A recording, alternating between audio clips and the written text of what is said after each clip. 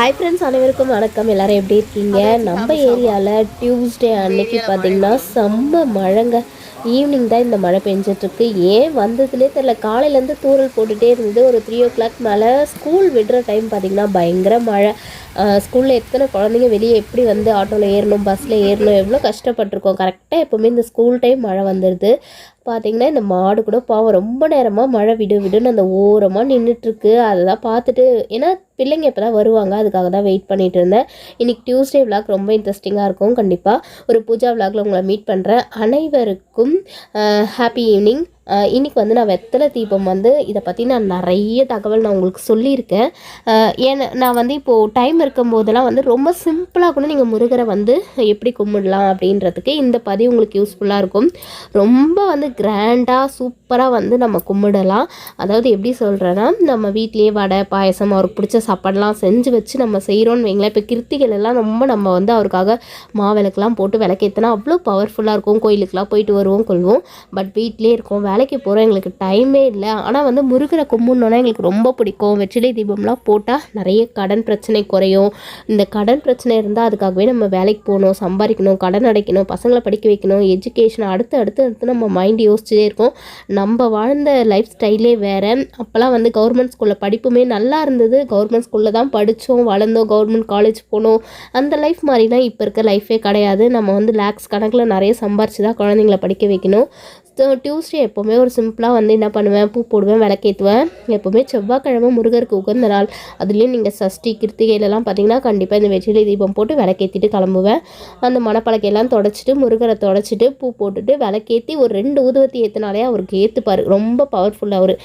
நம்ம எது கேட்டாலும் கொடுப்பாரு. அதுவும் நான் எது கேட்டாலுமே உடனே கொடுத்துருவார். அப்படி தான் நான் சொல்லணும். ஏன்னா எனக்குன்னு நான் வேண்டுதல் வச்சேன்னா கண்டிப்பாக அவர் நிறைவேற்றுவார். நான் இந்த வேல் வந்து குட்டியாக வாங்கினேன்னு உங்ககிட்ட சொல்லியிருந்தேன் இல்லையா? ஸோ இந்த வேலை நல்லா வாஷ் பண்ணிவிட்டு, எப்போவுமே முருகருடைய சிலை வேல் இதுக்கெல்லாம் பவர்ஃபுல், அதாவது ரொம்ப பவர் அதிகமாக இருக்கும். அவங்கள பட்னி போட்டுடக்கூடாது சொல்லுவாங்க.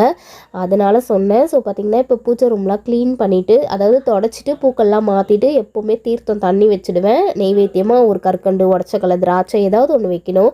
6 வெத்தலை வந்து வெளியே இருந்து நம்ம வாசல்லேருந்து கொண்டு வந்து வாஷ் பண்ணி போட்டெல்லாம் வச்சுட்டு, ஓம் சரவண பவன் ஒரு ஸ்டார் கோலம் போடுங்க. அப்படி இல்லைனா ஓம்னு கூட போட்டுக்கலாம். இந்த வெத்தலையை வச்சு அதுக்கு மேலே 6 தீபம் ஏற்றுனீங்கன்னா அந்த சண்முகன் 6 பேர் குறிக்கும் இல்லையா? அந்த மாதிரி அந்த 6 விளக்கு ஏற்றலாம். இல்லை எனக்கு ஒரே விளக்கு நடுவில் வச்சு ஏற்றிட்டு கொஞ்சமாக சுற்றி பூ வச்சு கூட நீங்கள் ஏற்றலாம். உங்கள் விருப்பம் தான், நீங்கள் எப்படி வேணால் செய்யலாம். அவர் எப்படி செஞ்சாலும் ஏற்றுக்குவார். பூஜை ரூம் ரொம்ப வாசனையாகவும் ரொம்ப தெய்வீக மனத்தோடையும் இருக்கணும்னா என்ன பண்ணுவேன், நான் எது ஃபாலோ பண்ணுறேன்னா, எங்கள் வீட்டில் எப்போவுமே இந்த பச்சை கற்பூரம், தசங்கம், இந்த சாம்பிராணி இதெல்லாம் வந்து அப்பப்போ மார்க்கெட் போனால் ஃபுல்லாக வாங்கி ஸ்டோர் பண்ணிக்குவேன். அதனால் டெய்லியும் ஒரு சாம்பிராணி, கப் சாம்பிராணி ஏற்றினா கூட அந்த புகை வீடு முழுக்க வந்து நல்ல வாசனையாக இருக்கும். பூஜை ரூம் ரொம்ப சுத்தமாக நல்லா இருக்கும். அதனால் இந்த தசங்கம் வந்து கண்டிப்பாக நான் ஏற்றி வச்சுருவேன். அந்த கோன் மாதிரி இருக்குல்லையே, அதான் தசங்கம், அதை ஏற்றி வைப்பேன். அதுக்கப்புறம் வந்து எனக்கு டைம் இருக்க 2 வீக்ஸ் வந்தால் பூஜை பாத்திரம்லாம் தேய்ப்பேன். அதே மாதிரி தான் இந்த விளக்குலாம் 2 வாரத்துக்கு ஒரு வாட்டி தேய்க்கிறேன்னா அகல் விளக்கு எடுத்து சுத்தமாக வாஷ் பண்ணிவிட்டு அகல் விளக்கு யூஸ் பண்ணலாம். விநாயகருக்கு, முருகருக்குலாம் அகல் விளக்கு நான் தாராளமாக ஏற்றி வைப்பேன்.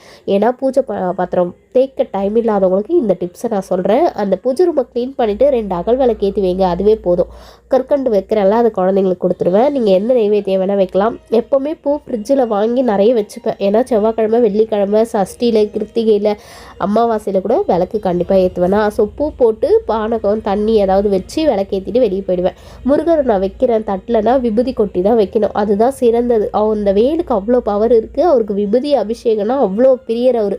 ஸோ அந்த வேல் மேலே லைட்டாக விபூதியெல்லாம் போட்டுட்டு விபூதி ஃபுல்லாக கொட்டி அதில் வேல் வச்சுடுவேன். வேலுக்கு வந்து அவ்வளோ சக்தியும் பவரும் இருக்குன்றதுனால ரொம்ப சுத்தமாக அதை வந்து வச்சுக்கணும்னு சொல்லுவாங்க. அதனால தான் நான் குட்டியாக வாங்கி வச்சுருக்கேனே நான். அதுக்கப்புறம் வந்து பாப்பாக்காக தான் அந்த வேலையை நான் வாங்கினேன், அவள் கேட்டான்னு சொல்லிட்டு. இந்த வெத்தலை 6 வெத்தலை வச்சு நீங்கள் இந்த தீபத்தை போட்டு பாருங்கள். எப்பேற்பட்ட கடனாக இருந்தாலும் அது உடனே வந்து எவ்வளோ சீக்கிரம் உங்களுக்கு அடையணுமோ அவ்வளோ சீக்கிரம் அடைஞ்சிரும். இது கண் கூட நான் வந்து வேண்டி எனக்கு எல்லாமே வந்து பாசிட்டிவிட்டியாக நடந்த விஷயத்த மட்டும்தான் நான் அவங்க கூட சொல்லிக்குவேன். எப்போவுமே வந்து இதை பண்ணுங்க பலன் கிடைக்கும்னு நம்ம சொல்கிறோன்னா நமக்கு அந்த பலன் கிடைச்சா மட்டும்தான் அதை சொல்லணும். அது வந்து முருகருமே நான் சொல்கிற விஷயத்த கண்டிப்பாக கேட்டுன்னு தான் இருப்பார். நான் உண்மை சொல்கிறேன்னா பொய் சொல்கிறேன்னா நடக்குது நடக்குதா நடக்கலையான்றதை நம்மளை சுற்றி இருக்கிற நல்ல தெய்வங்கள் நம்மளை சுற்றி கண்டிப்பாக வாட்ச் பண்ணுவாங்க. அதே போல் அந்த நல்ல தெய்வங்கள் வந்து நீங்கள் என்னெல்லாம் பேசுகிறீங்கன்றதும் அப்சர்வ் பண்ணுவாங்க. நம்ம வாய் தவறி கோவத்தில் நிறைய வார்த்தை பேசிட்டு அதுக்கப்புறம் போய் கடவுள்கிட்ட நின்று சாரி நான் தெரியாமல் பண்ணிட்டேன் என்னை மன்னிச்சிடுங்க அப்படின்னு ஒரு சிலர் சொல்லுவாங்க. அது நான் தான். நான் தப்பாக பேசிட்டேன், கோவமாக குழந்தைங்கள அடிச்சிட்டேன்னா கூட கடவுள்கிட்ட போயிட்டு சாரி நான் எனக்கு தப்பு பண்ணிட்டேன் சாமி அப்படின்னு சொல்லி மன்னிப்பு கேட்டுருவேன். அந்த உடனே நீங்கள் கேட்குறீங்க பார்த்தீங்களா, ஜீசஸ் கூட பார்த்தீங்களா பாவ மன்னிப்பை ஏற்றுக்குவார். நீங்கள் வந்து மன்னிப்பு கேட்டு மண்டிட்டு யார் தன்னுடைய பாவங்களை ஒத்துக்கிறாங்களோ அந்த பாவங்கள் நிவர்த்தி ஆகிடும்னு சொல்லுவாங்க. அந்த மாதிரி நம்ம எந்த தப்பு பண்ணாலும் கடவுள்கிட்ட சாரி கேட்டு மண்டிட்டு நீங்கள் கண்ணீர் விட்டு நான் தெரியாமல் தான் பண்ணிட்டேன், என் வாய் தெரியாமல் சொல்லிடுச்சின்னு சொல்லிட்டிங்கன்னா கண்டிப்பாக கடவுள் ஏற்றுப்பார், மன்னிச்சிடுவார்.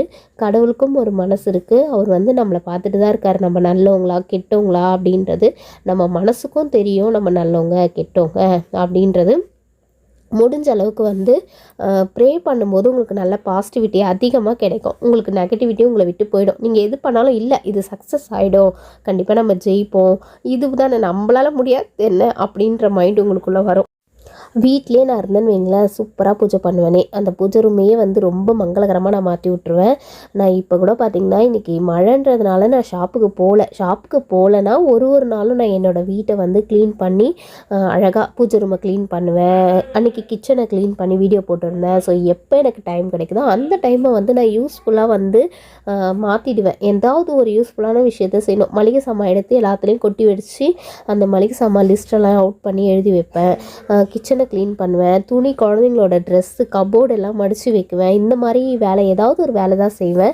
இன்றைக்கி என்ன பண்ணேன், இன்றைக்கி பூஜை வீட்டில் தானே இருக்கோம், நம்ம வந்து பூஜை பண்ணலாம் சொல்லிவிட்டு இன்றைக்கி பொறுமையாக பூஜை பண்ணேன். அவசரமாலாம் பண்ண மாட்டேன், பொறுமையாக பண்ணுவேன். பூஜை ரூமெல்லாம் தொடச்சிட்டு பூவெல்லாம் எடுத்துகிட்டு பானகம் தண்ணி அதெல்லாம் மாற்றிட்டு அதுக்கப்புறம் கோலம்லாம் போட்டு வெளியே வாசலில் கோலம் போட்டு விளக்கேற்றி வச்சுட்டு பூவெல்லாம் போட்டுட்டு பொறுமையாக பூஜை பண்ணுவேன். ஸோ அவசரமாக நம்ம கிளம்புறோன்னு வைங்களேன், அதே மாதிரி நம்ம தூங்கி எழுந்து மூஞ்செல்லாம் கழுவிட்டு வாஷ் பண்ணிட்டு கை காலெலாம் கழுவிட்டு நம்ம விளக்கேற்றலாம், அதுவுமே தப்பில்லை. ஒருத்தவங்க ஈவினிங்கில் பண்ணுவாங்க. நான் மோஸ்ட்லி காலையிலேயே இந்த பூஜையெல்லாம் முடிச்சிருவேங்க. என்றைக்காவது ஒரு நாள் வீட்டில் இருக்கேன்னா அன்றைக்கி வந்து ஈவினிங் பூஜைலாம் பண்ணுவேன்.